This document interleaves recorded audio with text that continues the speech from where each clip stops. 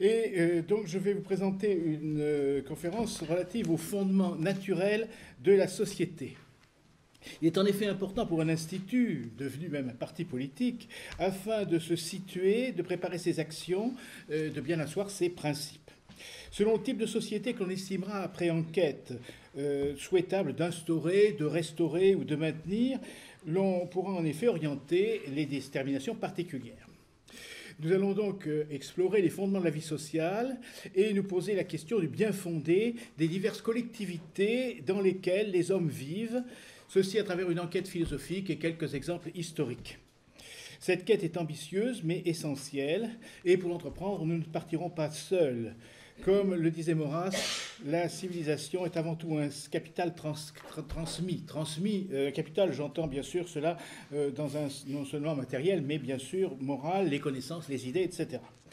Nous inspirons donc de la tradition et de ses penseurs, en rappelant encore avec Maurras d'ailleurs que la tradition est critique. Deux phares principaux vont nous éclairer dans notre nuit, Aristote et saint Thomas.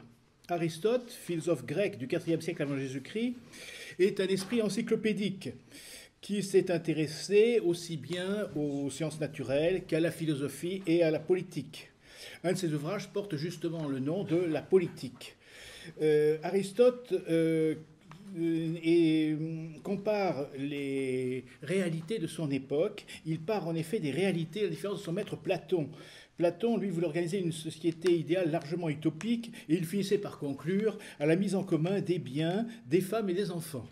Dans son dialogue La République. Alors Platon est un grand esprit, il écrit très bien en plus, et son grec est meilleur que celui d'Aristote, mais Aristote est plus près de la réalité, et c'est plutôt lui que nous suivons. Thomas d'Aquin, que tous connaissent ici, et j'ai un peu honte d'ailleurs d'en parler devant des religieux qui le connaissent infiniment mieux que moi, est un philosophe et théologien dominicain du XIIIe siècle. D'abord préoccupé de théologie, il s'est presque incidemment, pourrait-on dire, intéressé à la politique, et il a marché dans le sillage d'Aristote qui l'a commenté. Et on trouve des éléments de politique dans la Somme théologique et aussi dans un ouvrage particulier, le De Regimine Principum ou De Regno, du royaume.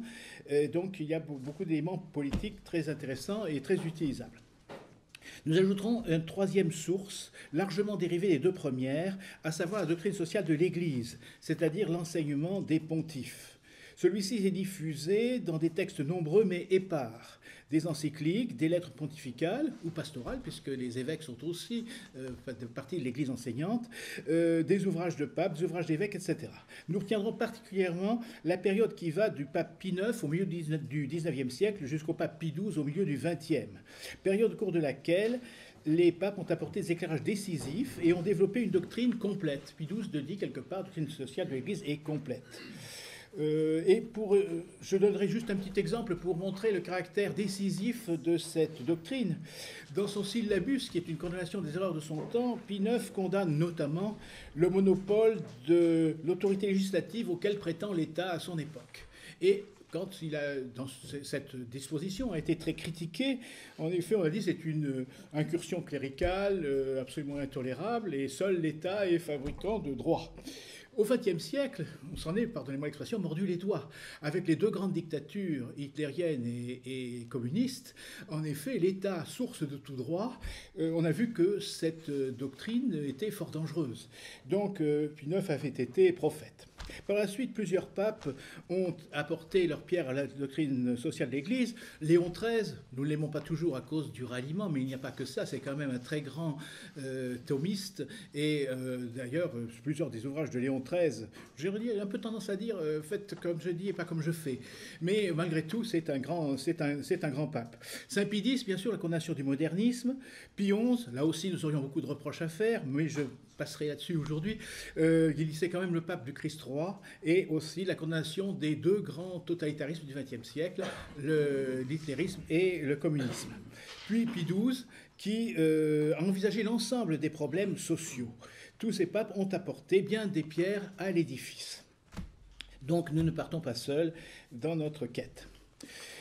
Pour commencer notre présentation, je vais définir les mots essentiels du titre, les fondements naturels de la société.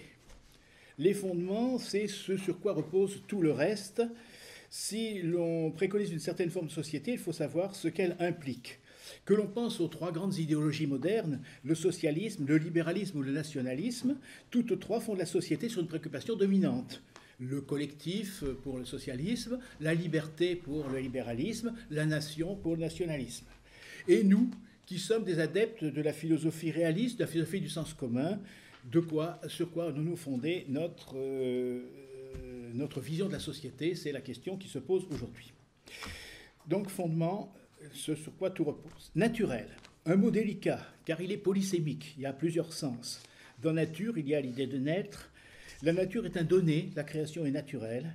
Le naturel peut être bon, retour à la nature. Il peut aussi être mauvais, chasser le naturel, il revient au galop, c'est bien connu. Il exprime parfois une pente, un penchant. Par exemple, les libéraux considèrent que le marché est quelque chose de naturel et que, naturellement, par lui-même, il va donner des bienfaits, il va amener une certaine vérité économique. Bon, ils ne font pas d'ailleurs attention pour autant aux ruines que cela peut comporter. Donc le naturel tel que nous le voyons dans la philosophie de sciences communs se réfère à trois notions. L'ordre naturel, la loi naturelle, le droit naturel. Je serai très bref là-dessus, mais c'est essentiel. L'ordre naturel, c'est l'ordre des choses. Depuis les étoiles, la mécanique céleste, jusqu'à certaines règles fondamentales de la vie, comme par exemple la procréation. Tout cela, c'est l'ordre des choses. Cet ordre naturel doit être distingué de l'ordre surnaturel, qui est en dehors de la nature et qui est l'ordre de la grâce. Ainsi, l'Église, par exemple, est une société surnaturelle, même si elle s'appuie sur des réalités naturelles, sur des hommes, sur des institutions, etc. Donc voilà une première chose, l'ordre naturel. Ensuite, la loi naturelle, c'est cette lumière de la raison placée en nous par Dieu qui nous dit ce qu'il faut faire et ne pas faire. Loi accessible à la raison, au moins en principe, et qui a été confirmée et rappelée par le décalogue, par la révélation, puis par le Christ. Le droit naturel, enfin, se fonde sur l'idée d'une harmonie sociale préexistante. Il faut conserver ou rétablir cette harmonie et pour cela attribuer à chacun ce qui lui revient. Par exemple, attribuer une créance au créancier, attribuer la garde d'un enfant à quelqu'un, c'est la justice. C'est l'idée que nous avons instinctivement quand on nous présente n'importe quelle notion, de dire c'est juste ou ce n'est pas juste. C'est donc une idée qui est innée. L'idée de nature qui résulte de ces notions est celle d'un état de choses soumis à des règles immuables. Et donc, il y a un ordre des choses, et nous allons voir quelles sont les sociétés dans l'ordre tel que Dieu l'a voulu. C'est cela que nous essayons de voir. Je ferai attention cependant à un point. Cette notion naturelle exclut ce qui est contre cet ordre, ce qui va contre ce qui est antinaturel. Mais ce n'exclut pas nécessairement ce qui est artificiel. Il y a du bon et du mauvais artificiel, dirais-je. C'est-à-dire ce qui est fait par l'homme. En effet... Bon, pour vous donner un exemple, une société de gangsters est contraire à l'ordre naturel, à la loi naturelle et au droit naturel, bien évidemment. En revanche, une société de pêcheurs à la ligne est une création toute humaine, mais elle n'en est pas moins, elle entre dans le cadre de l'ordre naturel, et elle n'est pas contraire à l'ordre naturel. Seuls les poissons peut-être s'en plaindront et requerront contre ce que j'ai dit, mais à part eux, je pense que cette société, même si elle est artificielle, c'est-à-dire que si elle est inventée par la volonté des hommes, cette société est acceptable. Ceci pour dire que nous verrons des sociétés naturelles, mais aussi certaines sociétés artificielles, mais qui ne sont pas contraires à la nature et qui entrent donc dans notre objet. Enfin, troisième mot, la société, puisque je dois parler des fondements naturels de la société. La société, le mot a une origine latine, socius, un ami, de quelqu'un d'aimable, on dit qu'il est sociable. Société mène aussi à association. Mais c'est plutôt Aristote qui va donner la clé de cette question en disant l'homme est un animal social. En grec, anthropos estin zoon politikon. Mot d'ailleurs sur lequel je vais revenir sur la traduction de ce politikon. Animal social ou animal politique, c'est pas tout à fait la même chose. Vous voyez, le grec dit deux choses là où le français a besoin de deux mots. En tant qu'animal social, l'homme vit en groupe, en société. L'homme est toujours, j'allais dire, l'homme a toujours pratiqué la vie en société, de la même façon que M. Jourdain faisait de la prose sans le savoir. L'homme n'a jamais été isolé, sauf peut-être un tout petit moment dans la Genèse. Après la création d'Adam, Dieu dit « Il n'est pas bon que l'homme soit seul, je veux lui faire une aide pour qu'il lui soit assorti ». Et c'est donc la création d'Ève. Première société, d'ailleurs, le premier couple humain. Donc l'homme isolé est une exception. L'homme isolé est une exception. Robinson n'est pas tout à fait un isolé. Certes, il est tout seul pendant un temps, jusqu'à ce que Vendredi arrive sur son île, mais Robinson apporte avec lui tout l'héritage social. Bon, alors il y a aussi le problème des ermites, effectivement, mais ce sont des gens qui ont aussi un héritage social avant de quitter pour les Eremos, le désert, afin d'aller au désert. Je dirais d'ailleurs, une petite chose amusante, c'est qu'il y avait tellement d'ermites dans le désert d'Égypte dans les premiers siècles qu'ils ont fini par former des communautés monastiques, parce que c'était très drôle. Alors, quoi qu'il en soit, la société, c'est... Pourquoi les sociétés? Pourquoi l'homme est un animal social? C'est parce que les sociétés, diverses sociétés particulières, permettent à l'homme de développer sa personnalité. L'homme ne peut pas tout seul tout faire. Et supposons un moment l'utopie rousseauiste de l'homme totalement isolé, bon, mais il faut qu'il invente tout, hein, il faut qu'il invente de quoi se nourrir, de quoi se vêtir, etc. Tout refaire toute la civilisation à chaque instant, ce n'est évidemment pas possible. L'homme est donc un animal social.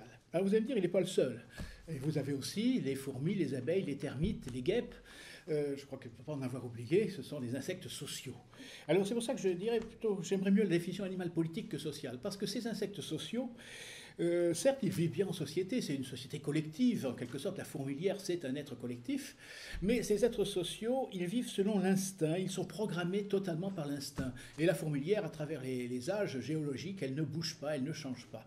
La différence, c'est que l'homme, lui, il a une intelligence et une volonté, et il modifie, en bien ou en mal d'ailleurs, ses règles sociales, et donc, c'est pour ça qu'on peut dire que c'est un animal politique, politikos, c'est la police, c'est la cité, qui est naturelle pour l'homme, même si elle peut être artificielle par son organisation, parce que nous verrons, nous en parlerons, mais elle est un besoin naturel pour l'homme. L'homme a besoin de se grouper avec ses semblables.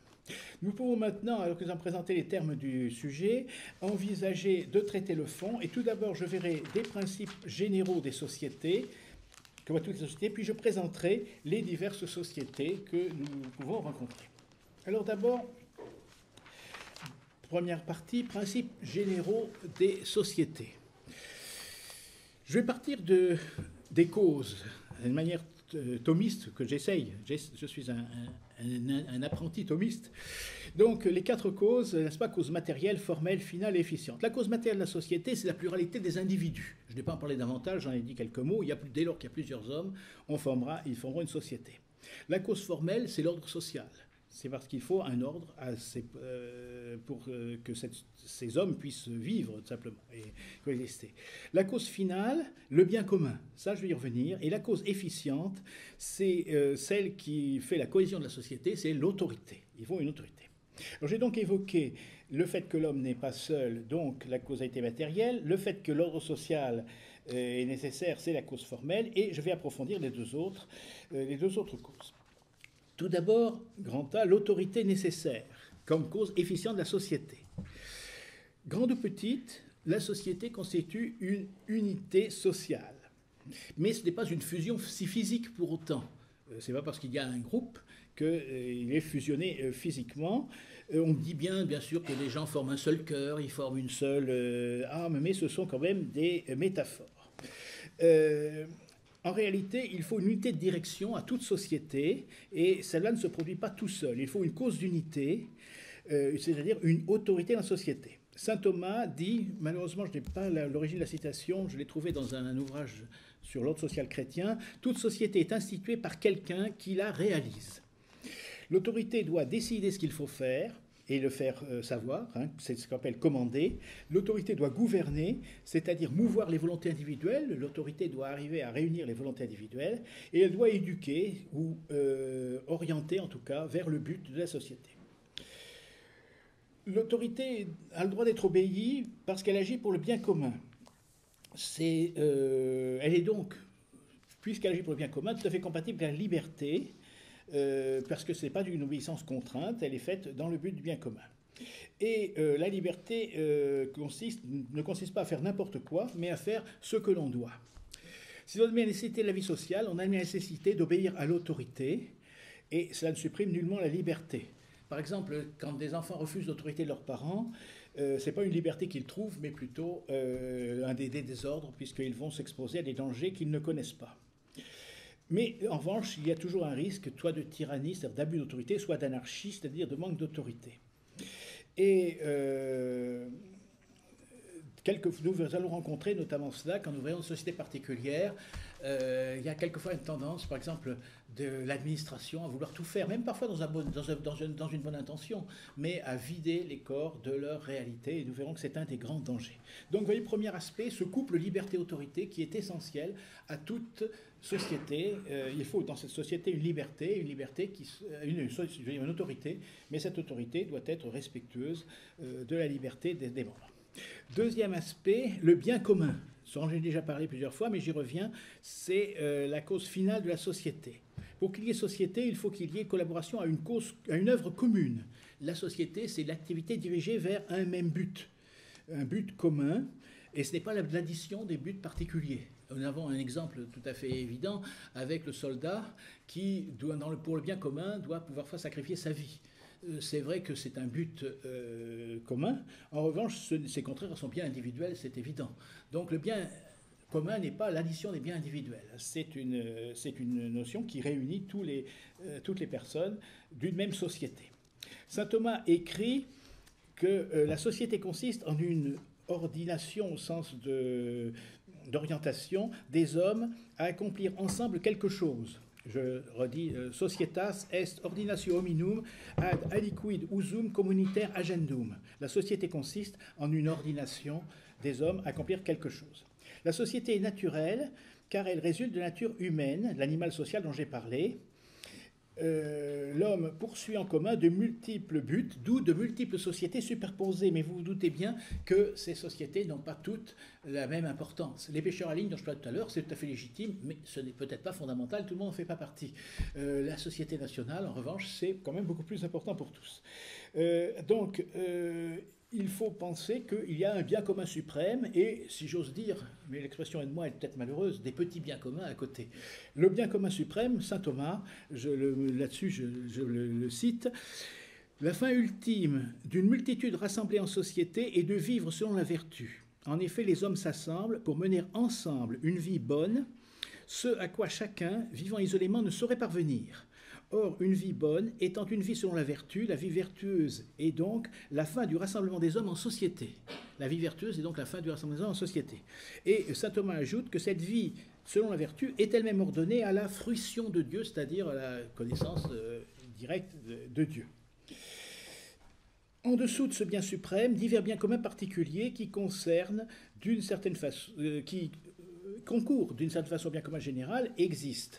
Donc on peut à ce moment-là trouver un bien commun national et puis divers biens qui sont particuliers mais qui sont communs à des groupes, que ça peut être au plan local, professionnel, culturel, etc. Petits biens communs comme je disais. Et bien entendu, comme il y a un ordre des fins des sociétés, et que toutes d'ailleurs sont soumises à ce grand bien commun dont a parlé saint Thomas, eh bien il y a une hiérarchisation des sociétés, et j'en viens à cette hiérarchisation des sociétés. Hiérarchie des sociétés qui est liée à l'importance de leurs fins. La plupart du temps, les sociétés humaines ne peuvent suffire à elles-mêmes, bien sûr, c'est pour ça que les hommes ont besoin de leurs semblables. Et je donne un exemple avec la famille. Une famille ne peut, parfois, et c'est la cellule essentielle, j'y reviendrai, de la société, mais elle ne peut pas remplir elle-même tous ses besoins. Par exemple, pour ce qui est de l'enseignement, elle aura l'utilité d'avoir des écoles ou des centres d'apprentissage, etc., et qu'elle ne peut pas elle-même fournir. Donc, les sociétés s'entraident les unes les autres, ce qui entraîne une hiérarchie entre elles, d'ailleurs. Il y a cependant deux sociétés qui sont dites parfaites, c'est-à-dire possédant en elles-mêmes tous les moyens nécessitant la recherche du bien commun dont elles sont chargées. Quelles sont ces deux sociétés ? Eh bien, ce sont l'Église et l'État. Ce sont les deux sociétés parfaites. Toutes les autres sociétés sont censées en dépendre. Au plan spirituel, par exemple, l'Église s'occupe du salut des âmes. Elle peut prendre appui sur d'autres sociétés, se faire sur l'État, mais ce n'est pas absolument nécessaire. Elle a en elle-même les moyens nécessaires pour poursuivre sa fin et elle n'a d'autorisation à demander à personne. De même, l'État a la charge du bien commun temporel. Temporel étant plus large que le purement matériel d'ailleurs, puisque la culture, par exemple, c'est temporel sans être matériel. Ces deux sociétés ne dépendent d'aucune autre, alors que, par exemple, une province, une ville sont des sociétés, mais elles dépendent de l'État.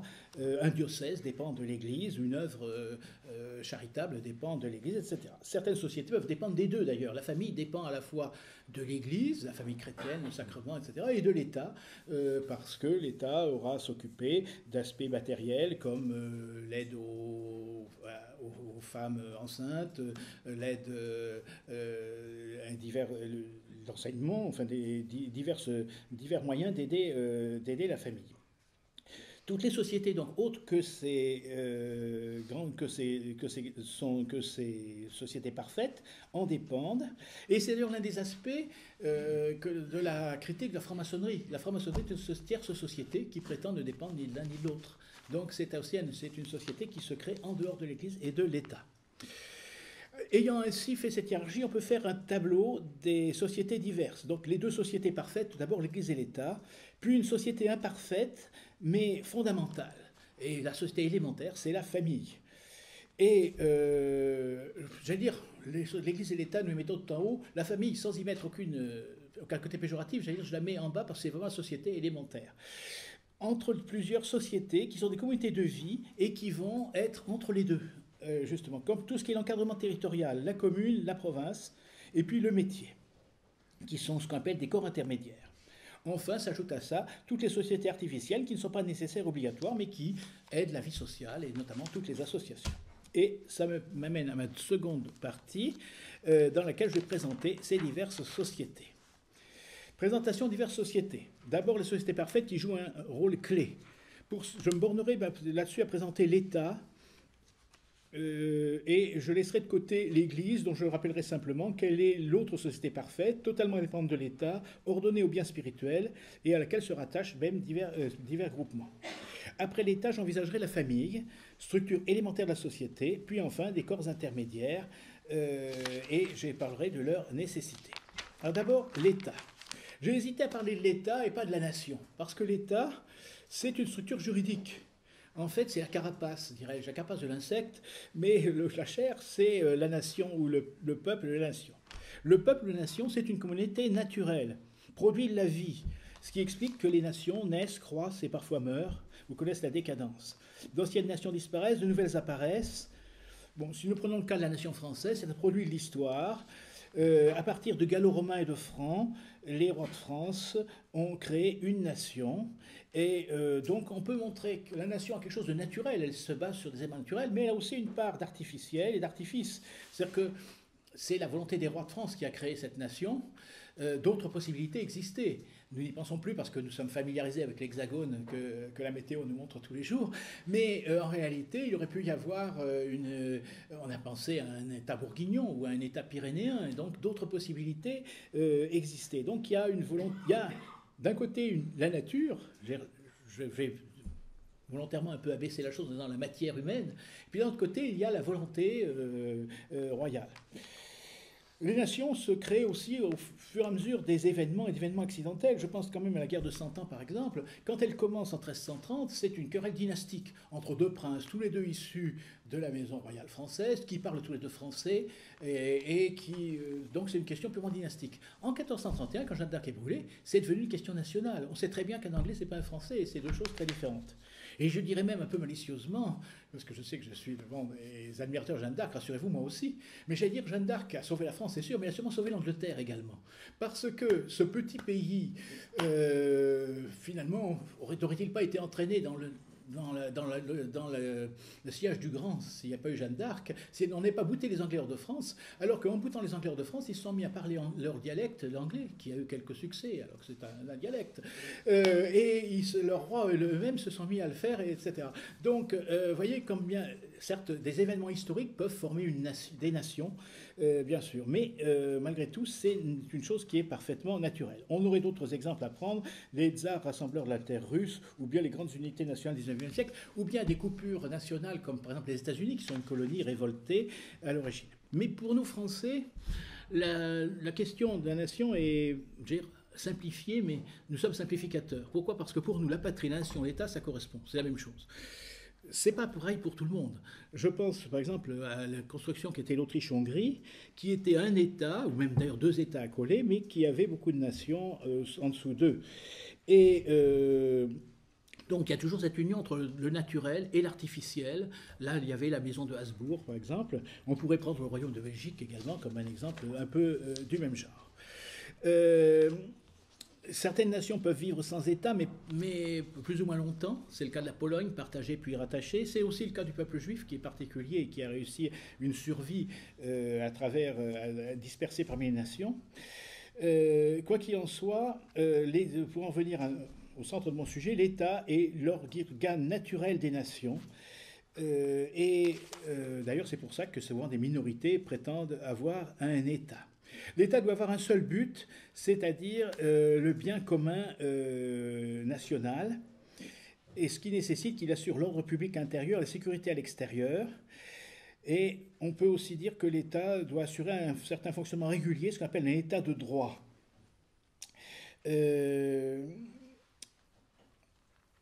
La grande difficulté que rencontre l'État, c'est de trouver cet équilibre entre l'autorité et la liberté. L'autorité de l'État ne saurait être illimitée, je le rappelle. L'État est soumis à la morale, la fin ne justifie pas les moyens, et l'État dispose du pouvoir de contraindre, mais toujours dans le but du bien commun. Son pouvoir n'est légitime que s'il s'exerce pour cela et dans des limites naturelles. Et un État, même bien organisé, peut devenir criminel. Alors, je reviens encore aux grandes dictatures du XXe siècle. Voilà ce que je pouvais donc dire sur cette société qui donne le là un peu à toutes les autres quand même, puisque l'État domine et contrôle les autres sociétés. Alors je passe maintenant à tout à fait à l'autre bout, la famille. La famille, elle, c'est la plus petite collectivité naturelle de la vie sociale. Et un auteur du XIXe siècle a même dit d'ailleurs que l'individu n'est pas unité sociale. C'est donc la famille, cette première unité. Tout le monde dépend d'une famille, tout le monde en vient, presque pourrait-on dire. Il y a effectivement quelques malheureux qui sont des gens abandonnés, qui n'ont pas de famille, mais sinon, tous, même les célibataires appartiennent à une famille, les orphelins, même les derniers rejetons d'une famille, etc. Et la famille est l'élément de base de la société. Elle se fonde sur le mariage qui lui assure une stabilité. Bien sûr, il y a des modèles alternatifs, comme on dit maintenant, mais ces modèles alternatifs donnent des dysfonctionnements considérables. Deux modèles alternatifs, la polygamie ou le concubinage.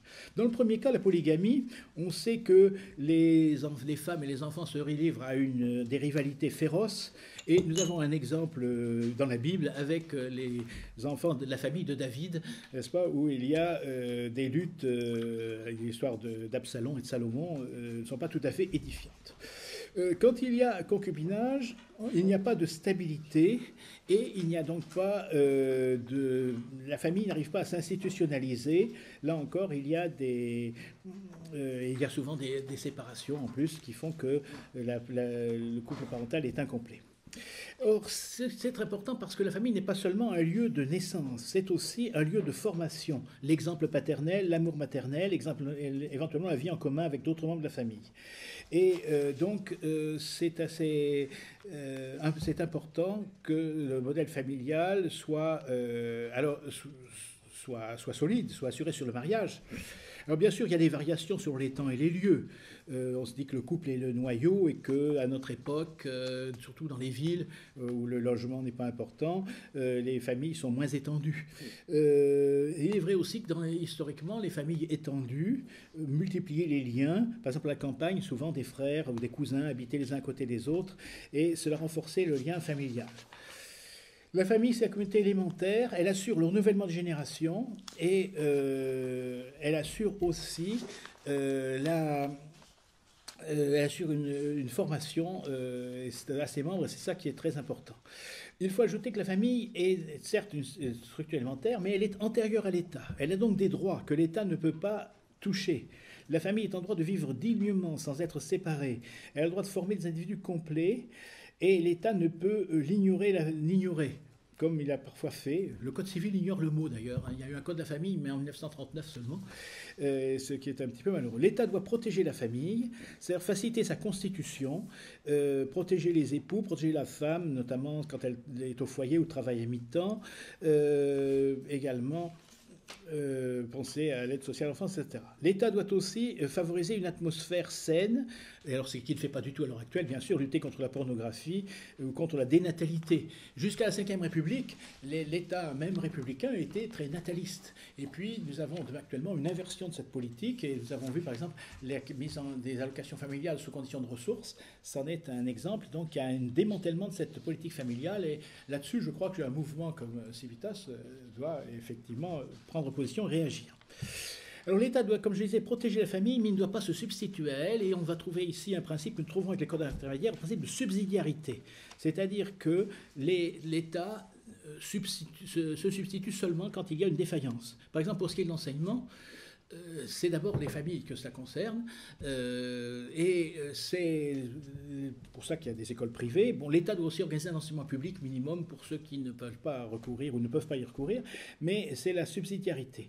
L'État ne doit pas déposséder les familles de leurs prérogatives, et il ne doit pas faire comme voulait Platon, dont je vous en parlais tout à l'heure, qui voulait que les mariages soient organisés par l'État, c'est-à-dire que c'est l'État qui assemblerait les conjoints pour quelques années, d'ailleurs pour 10 ans, qui leur imposerait le nombre d'enfants, pas trop, pas trop peu, etc. Et ensuite, ces enfants, d'ailleurs, une fois qu'ils auraient été produits, seraient élevés sans connaître leurs parents, ils ne devraient pas reconnaître leur père, ils seraient élevés en commun, etc. Bon, ça, c'est vraiment subtiliser la famille. Autre exemple, le Lebensborn de l'Allemagne nazie, qui étaient des fermes à enfants purement ariens, et donc pour des raisons purement raciales, donc des enfants qui étaient programmés de cette façon. C'est pas du tout le modèle familial traditionnel. Ils étaient séparés de leurs géniteurs, d'ailleurs, j'ose pas dire de leurs parents pour cela. Donc l'État doit respecter la famille, et c'est tellement vrai que l'Église elle-même la reconnaît. Par exemple, l'Église interdisait de baptiser d'autorité les enfants de non-chrétiens. Donc il y a un respect de cette institution qui doit être protégée, mais qui est vraiment l'élément élémentaire, parce que l'institution de transmission, elle transmet le sang, mais l'éducation, mais aussi les biens, ce qui n'est pas sans importance. Vous pensez que l'État est l'héritier de tout le monde au bout de 3 générations à l'heure actuelle, et c'est un abus qui est regrettable. Il est souhaitable aussi que les familles, qu'elles soient nombreuses ou pas, soient représentées auprès du pouvoir public. J'en viens enfin au corps intermédiaire. Dernière catégorie, donc tous les groupes intermédiaires entre la famille et l'État sont des corps intermédiaires. Comme la famille, ils ne sont pas souverains. Comme ils ont besoin que l'État protège leurs activités et ne les empêche pas, ce qu'il a tendance quelquefois à faire. Tout à l'heure, on nous l'a dit, dès lors que dans les pays de l'Est, dès lors que 2 personnes ou 3 se réunissaient, c'était suspect. Donc, au contraire, il a besoin d'une certaine protection, même s'il y a aussi un contrôle sur l'utilité ou la moralité de ces corps. Il y a un équilibre, là encore, à trouver, parce que sinon on risque d'aboutir soit au totalitarisme, soit aussi à l'anarchie, ce qui est possible en sens inverse. Donc, il y a, là encore, un équilibre à trouver. Les corps intermédiaires sont soumis au principe de subsidiarité. Chaque problème doit être réglé au plus près. Par exemple, pour régler un problème de voirie communale, ce sera la commune qui sera compétente et non pas l'État. Et des choses de ce genre-là. Ce principe séduisant, pas toujours facile à appliquer cependant. On ne doit pas enlever aux particuliers, pour le transfert à l'État, ni aux groupes particuliers, les attributions sont capables de s'acquitter. L'objet naturel de toute intervention en matière sociale est d'aider les membres de ce corps social et non de les détruire ou de les absorber. C'est une citation, je crois qu'elle est de Jean 23, mais que j'ai trouvée dans l'ordre social chrétien, et elle est, me semble-t-il, exacte. Donc les collectivités plus générales ont seulement une fonction supplétive et de contrôle, mais elles ne doivent pas enlever ce qui est une tentation des administrations. Je suis moi-même, en tant que professeur d'université, un fonctionnaire, donc je ne suis pas contre l'administration, mais il est vrai que l'administration a quelquefois tendance à dire, même quand elle fait bien son travail, surtout quand elle le fait bien, elle dit après tout je le ferai mieux que les gens qui n'y comprennent rien. Bon, c'est une tentation qu'il faut éviter. L'administration ne doit pas stériliser les initiatives, elle peut les contrôler, mais elle ne doit pas les remplacer. Alors, ces corps intermédiaires existent dans divers domaines d'activité humaine, notamment au plan local et au plan professionnel, avec des formes juridiques diverses qui sont institutionnelles ou qui sont associatives. Et je voudrais seulement parler un petit peu des unités géographiques ou du travail. Unités géographiques ou groupes territoriaux, ce qu'on appelle aussi les collectivités locales. La grande difficulté est de préférer des collectivités vivantes à des divisions arbitraires. On a un bon exemple de division arbitraire avec la régionalisation de M. Hollande il y a quelques années. On a l'impression qu'il a pris une carte sur le coin d'une table et qu'il a fait ça très vite. Parce que je trouve pour ma part que le Grand Est, vous savez, Alsace, Lorraine, Champagne, ou bien l'Occitanie, c'est-à-dire les deux anciennes régions, Languedoc et Midi-Pyrénées, ou bien encore Auvergne, Pays de la Loire, Pays de la Loire étant déjà un monstre, tout ça, ce sont des choses parfaitement arbitraires. Alors, il faut que les gens ressentent leur enracinement local. Et d'ailleurs, nous avons un contre-modèle qui était les anciennes provinces. Alors, se pose un peu le problème des départements. Je crois d'ailleurs que ceux qui me succéderont en parlera, puisqu'il y a la question de déboisement. La Révolution a fait table rase des provinces et a créé des départements à la place. Pas toujours mal, il faut bien le reconnaître, que ça n'a pas toujours été mal fait, mais malgré tout, ça a été fait dans un esprit anti-provincial. Bon, les départements sont, à mon avis, moins bons que les provinces parce qu'ils sont plus petits, etc. Ils peuvent servir d'unité élémentaire. Mais à l'heure actuelle, on a tendance, alors que les gens ont commencé à s'y habituer, bon, ils étaient bretons, ils sont devenus finistériens, et maintenant ils finissent par s'habituer à ce cadre, et bien maintenant on leur dit, ah non, c'est un numéro, hein, le Finistère, ça n'existe plus non plus. Donc, on détruit au fur et à mesure, et on remplace, on fait une espèce de révolution permanente, le mot est trotskiste, mais je crois que ça correspond bien, et donc, alors qu'il y a une tendance à l'enracinement. Enracinement qui commence avec le village, lieu de sociabilité entre tous et de proximité. Le village et la ville doivent être complémentaires. Je ne vais pas m'opposer. La situation rurale, la situation urbaine, ça serait un peu simple. Mais les deux doivent exister. Et il y a une solidarité au plan de la commune, une solidarité au plan du pays, du petit pays, et une solidarité au plan de la province. Cela doit être mis en avant, mais en tenant compte des déterminations historiques et peut-être économiques également, car il y a des affinités qui se sont créées depuis, mais ne pas accepter ces religions technocratiques telles qu'elles ont été faites. J'ai été pour ma part très surpris quand M. Hollande a fait ces nouvelles régions, que les gens qui étaient soi-disant l'opposition ne soient pas opposés, tout simplement. Il n'est pas dit « nous remettrons ça en cause ». S'il y a alternance politique, nous remettrons, ce qui leur aurait donné tout de suite d'ailleurs une clientèle, parce que je suis sûr qu'en Alsace ou en Bretagne, il y a des gens qui... Enfin, la Bretagne n'a pas été touchée, mais l'Alsace l'a été, et d'autres régions comme ça, je pense que ça aurait pu réagir. Donc, des régions enracinées, des régions qui correspondent à des collectivités humaines et non pas des régions technocratiques. L'autre aspect, c'est la profession, les corps intermédiaires professionnels. Alors, je n'ai pas le temps de les détailler, mais on pourrait parler aussi au niveau de l'entreprise, au niveau du métier ou de la profession, qui ne sont pas tout à fait la même chose, mais les hommes se regroupent. Alors, ce sont des réalités qui sont à la fois du naturel et de l'artificiel. Naturel d'abord, parce que tout le monde a besoin d'un métier, ou à peu près, tout le monde a besoin d'un métier. Artificiel, parce que l'agencement, évidemment, est variable. Quoi qu'il en soit, c'est un lien. On vous dira peut-être, l'ouvrier et le patron n'ont pas exactement le même intérêt. Bon, c'est financièrement vrai, indiscutable, mais d'un autre côté, s'ils font du fer, eh bien, ils ont intérêt à ce qu'on vende du fer, hein, tous les deux, parce que sinon, pour l'un, ça sera la faillite, et pour l'autre, le chômage. Donc, il y a une solidarité qui existe entre les membres, et c'est une communauté humaine, donc une communauté naturelle, que la profession. Là encore, le déboisement professionnel, on vous en reparlera, la suppression par la révolution des corps de métier qu'on appelait les corporations, enfin le terme n'est pas tout à fait juste, mais il est pratique, la suppression des corporations, qui interdisait à patrons et ouvriers de défendre leurs prétendus intérêts communs. C'est le terme qu'ils ont utilisé. Bon, ça a été un déboisement absolument énorme. Et voilà justement le cas du déracinement. Et on peut remarquer qu'aussi bien en matière provinciale qu'en matière de métier, c'est le déracinement qui est la grande action de la Révolution. Alors, pour ce qui est des métiers, pour ce qui est des corps intermédiaires, encore deux remarques. Une première, il y a deux sortes de corps intermédiaires, enfin deux sortes de groupements qui peuvent ou non être des corps intermédiaires. Ce sont les partis politiques, il ne faut pas que j'en dise trop de mal devant Civitas qui est un parti politique maintenant, mais aussi les syndicats professionnels. Dans ces deux cas, ils peuvent être utiles. Il arrive qu'un parti politique porte une revendication utile, il arrive qu'un syndicat également le fasse. Maintenant, ils sont plus que les autres tentés par la démagogie, par la massification également. Et quelquefois, d'ailleurs, on peut remarquer que plutôt que d'être des porteurs d'utilité, les partis politiques envahissent les corps intermédiaires. Ça a été le cas notamment du Parti socialiste, pour ne citer que lui, mais il n'est sûrement pas le seul à l'avoir fait. Mais le Parti socialiste, pendant la période où il a gouverné en France, où il a été une force importante, dominante ou d'opposition, essayait d'infiltrer tous les corps, tous les corps territoriaux, il essayait d'infiltrer l'ensemble de la société. Et donc à ce moment-là, un parti politique devient un parasite dangereux. Donc l'idée, c'est qu'il peut servir à massifier les personnes. Donc, partis politiques et syndicats, oui, mais avec quelques réserves quand même. Il existe enfin de multiples autres sociétés qui sont en quelque sorte des corps intermédiaires volontaires, sont les associations, qui peuvent être dans tous les domaines, professionnels, culturels, sportifs, voire religieux, etc., et qui peuvent parfois avoir une grande utilité, et qui peuvent devenir de vraies institutions, comme certaines écoles privées, sociétés savantes ou sociétés de bienfaisance. Je conclus. Je crois que je suis à peu près dans mes temps. Je conclus en disant que les sociétés naturelles, qui incluent des sociétés créées par l'homme, ont pour fonction d'enraciner l'homme. Elles l'aident, puisque c'est une solidarité, toute société est une solidarité. Elles enracinent l'homme, elles le relient à une continuité nationale, familiale, voire régionale.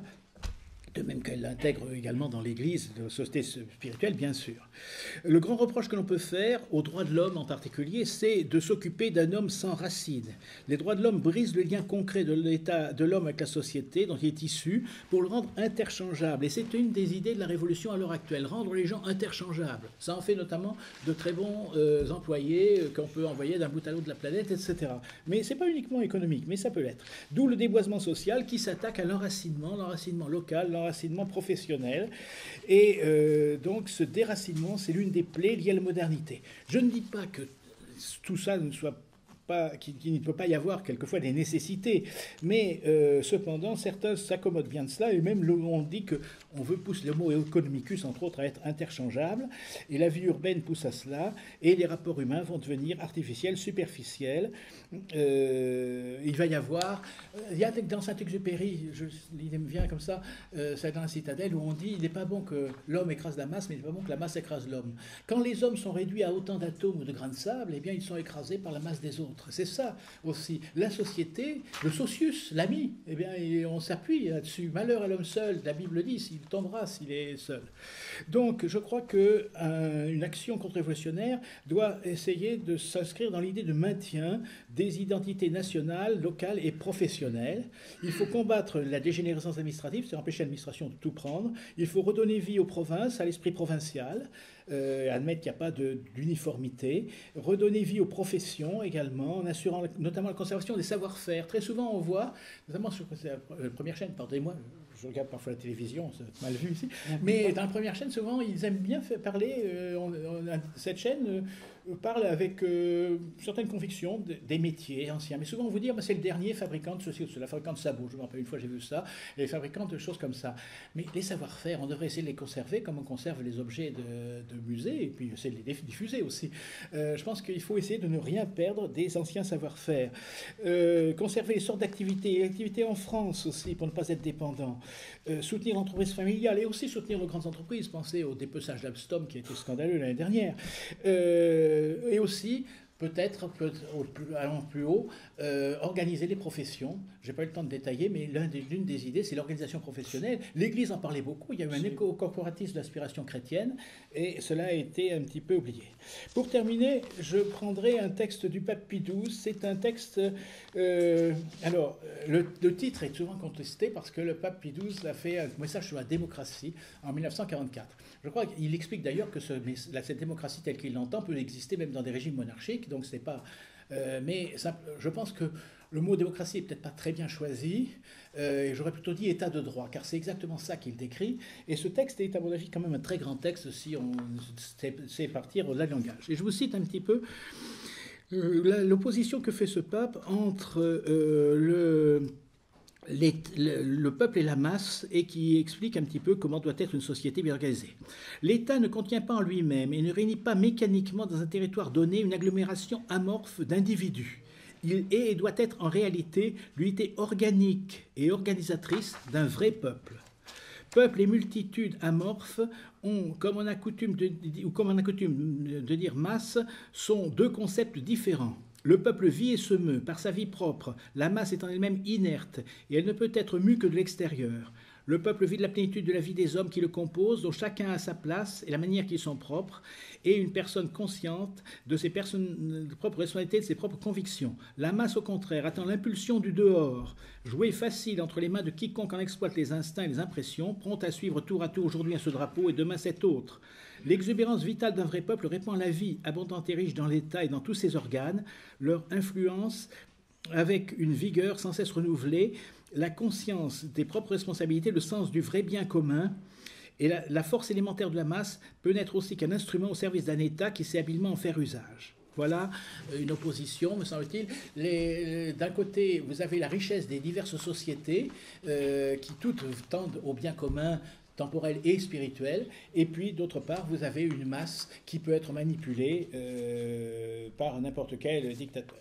Si on m'accorde encore une petite seconde, je fais... Vous avez encore 5 minutes. Ah, ben c'est bien, j'ai le défaut de parler vite, et donc voilà, mais je vais juste l'utiliser pour parler un petit peu des sources et bibliographies, si vous me permettez.